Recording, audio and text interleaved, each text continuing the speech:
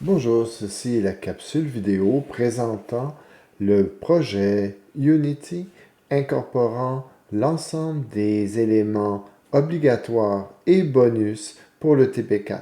Je rappelle que les éléments bonus sont obligatoires dans le cas d'une équipe de 3 personnes. Alors, si on regarde le projet à la base, avant l'exécution, on remarque que la hiérarchie doit comprendre 9 scènes différentes et qu'on va placer dans un ordre logique, même si ce n'est pas obligatoire. Le système pourrait se retrouver en fonction du nom. Alors, on voit la scène titre, surface, océan, le drapeau, qui est un élément bonus, le cube, la pyramide, qui est un autre élément bonus, le cylindre, le toit qui représente le cône, et la scène totale qui intègre la plupart des éléments, sauf le drapeau et la pyramide. Alors, regardons si on exécute maintenant ce projet. Alors, on démarre sur la scène titre. Avec les flèches, on se déplace. Flèche à droite, on avance. Flèche à gauche, on recule. Alors, tout d'abord, nous voyons notre dragon correctement centré au-dessus de notre plancher composé d'un carrelé de damier noir et blanc. À la prochaine scène, c'est l'océan. Alors on remarque un mouvement des vagues qui, même s'il a une certaine régularité, n'est pas quand même uniforme et présente donc suffisamment de variations pour qu'on ait l'impression qu'il s'agisse d'un plan d'eau. Ce n'est pas parfait, loin de là, mais c'est quand même tout à fait acceptable comme illusion. Le prochain, c'est le drapeau. Bon, ici, on a un rectangle qui, en fait, n'a qu'une seule rangée.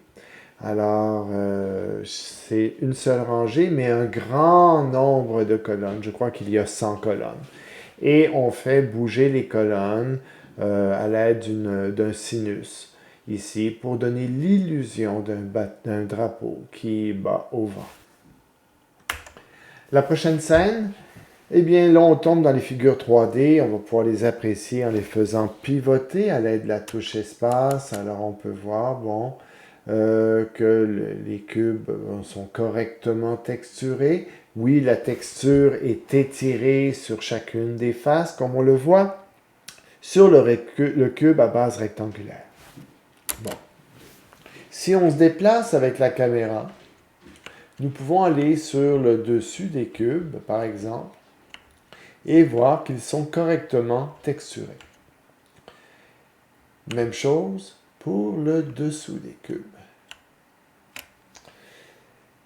À la prochaine scène, c'est la pyramide. La pyramide, pour bien la voir, il faut réellement la faire pivoter.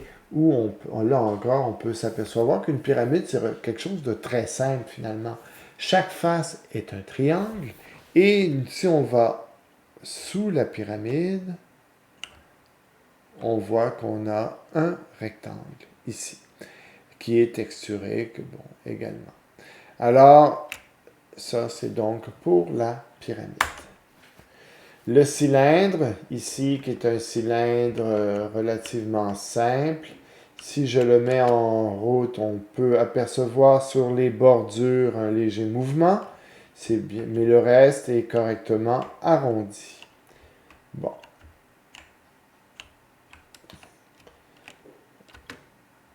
Ah oui, il est normal, évidemment, que j'aie l'impression, en regardant ça, que je n'ai qu'un demi-cylindre, tout simplement parce que je tombais à l'intérieur et on se retrouvait avec le phénomène du backface calling, c'est-à-dire que la face arrière n'est pas visible. Et voici mon cône. Le cône, c'est un peu une extension du cylindre, c'est un peu le même principe, encore une fois. Si je le fais se pivoter, on remarque en regardant le bas qu'on peut voir le pivot. Sinon, bon, on s'aperçoit que c'est quand même une figure relativement simple et bien construite. Oups, on va pivoter, et voilà. Bon, et finalement, la scène totale. Alors, on est dans l'océan, on a un cube avec une texture de pierre. sur lequel est accolé un emblème, notre dragon, et on a une tour rouge avec son toit bleu. Surveiller les dimensions du cylindre et du toit. Des fois, les gens ont tendance à utiliser l'étendue qui est précisée en paramètres comme étant la circonférence du cylindre et du cône, alors qu'il ne s'agit que du rayon. Ceci met fin à la démonstration.